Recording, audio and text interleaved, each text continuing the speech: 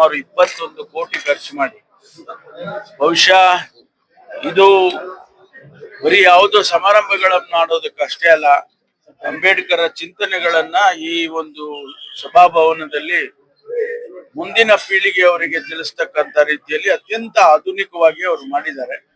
ಅವರಿಗೆ ನಾನು ಅಭಿನಂದನೆಗಳನ್ನ ತಿಳಿಸಿದ್ದೇನೆ.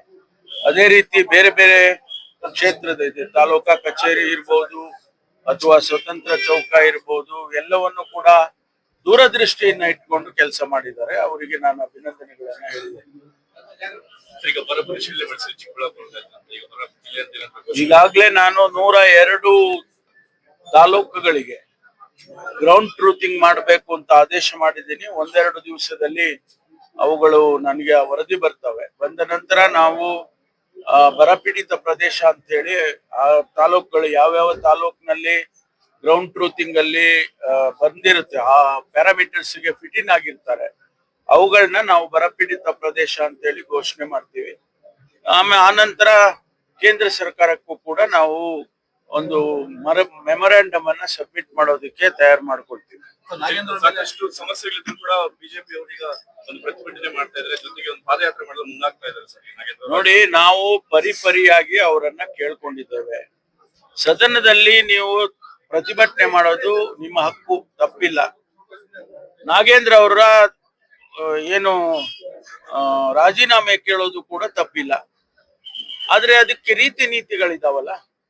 ಸದನದಲ್ಲಿ ನೀವು ಹೊರಗಡೆ ನಾವ್ ಏನ್ ಬೇಕಾದ್ರೂ ಬೀದಿಯಲ್ಲಿ ಮಾತಾಡಬಹುದು, ಅಲ್ಲಿ ಸದನದಲ್ಲಿ ನಿಯಮಗಳಿದಾವೆ. ನಾವು ಅವ್ರಿಗೆ ಏನ್ ಕೇಳಿದ್ದೇವೆ, ನೀವು ಪ್ರಶ್ನೆಗಳನ್ನ ಕೇಳಿ. ಹೌದು, ಯಾವ ಕಾರಣಕ್ಕೆ ನಾಗೇಂದ್ರ ರಾಜೀನಾಮೆ ಕೊಡ್ಬೇಕು ಅನ್ನೋದನ್ನ ಹೇಳಿ. ನಾವು ಅದಕ್ಕೆ ಉತ್ತರ ಕೊಟ್ಟು ಸಮರ್ಥನೆ ಮಾಡ್ಕೊಳ್ತೇವೆ. ನಮ್ಮ ಹತ್ರ ನಮ್ಗೆ ಸಮರ್ಥನೆ ಆಗ್ಲಿಲ್ಲ ಅಂತ ಹೇಳಿದ್ರೆ ಅದು ಬೇರೆ ವಿಚಾರ. ಆದ್ರೆ ನಾವು ನಿಮ್ಮನ್ನ ಕೇಳೋದು ಇಷ್ಟೇನೇನೆ, ನೀವು ಪ್ರಶ್ನೆಯನ್ನ ಕೇಳಿ ನಾವು ಉತ್ತರವನ್ನ ಕೊಡ್ತೇವೆ. ಆದ್ರಿಂದ ಈ ಪ್ರತಿಭಟನೆ ಎಲ್ಲ ಮಾಡೋದು ಬೇಡ. ಜ್ವಲಂತ ಸಮಸ್ಯೆಗಳಿದಾವೆ. ರಾಜ್ಯದಲ್ಲಿ ಇವತ್ತು ಬರ ಇದೆ, ಇಡೀ ರಾಜ್ಯದಲ್ಲಿ ಬರ ಇದೆ. ಅದಕ್ಕೆ ನಾವು ಗಮನ ಹರಿಸ್ಬೇಕು. ಮತ್ತು ಬೇರೆ ಬೇರೆ ಕುಡಿಯೋ ನೀರು ಇರ್ಬೋದು, ಬೇರೆ ಬೇರೆ ಉದ್ಯೋಗದ ಭರವಸೆಯನ್ನ ಕೊಟ್ಟಿದ್ವಿ, ಅದು ಉದ್ಯೋಗ ಕೊಡ್ಬೇಕು ಮಕ್ಕಳಿಗೆ, ಏನು ಪದವೀಧರರಿಗೆ. ಅವೆಲ್ಲ ಸಮಸ್ಯೆಗಳನ್ನ ಚರ್ಚೆ ಮಾಡೋಣ ಅಂತ ಹೇಳಿ ಅವ್ರಿಗೆ ಕೇಳಿದ್ವಿ. ಪರಿಪರಿಯಾಗಿ ವಿನಂತಿ ಮಾಡಿದ್ವಿ. ನಾವು ಸರ್ಕಾರ ಮಾಡಿದೆ ಮತ್ತು ಸಭಾಧ್ಯಕ್ಷರು ಮಾಡಿದ್ದಾರೆ.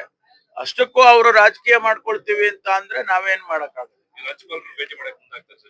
ಇದೆಲ್ಲ ರಾಜಕೀಯ ಕಾರಣಕ್ಕೋಸ್ಕರ ಅವ್ರು ಮಾಡ್ತಾ ಇದ್ದಾರೆ ಅಷ್ಟೇ, ಬಿಟ್ರೆ ಬೇರೆ ನಿಜವಾದ ಸಮಸ್ಯೆಗಳಿಗೆ ಅವರಿಗೆ ಇಷ್ಟ ಇಲ್ಲ. ಅವ್ರಿಗೆ ಬೇಕಾಗಿರೋದು ರಾಜಕಾರಣ.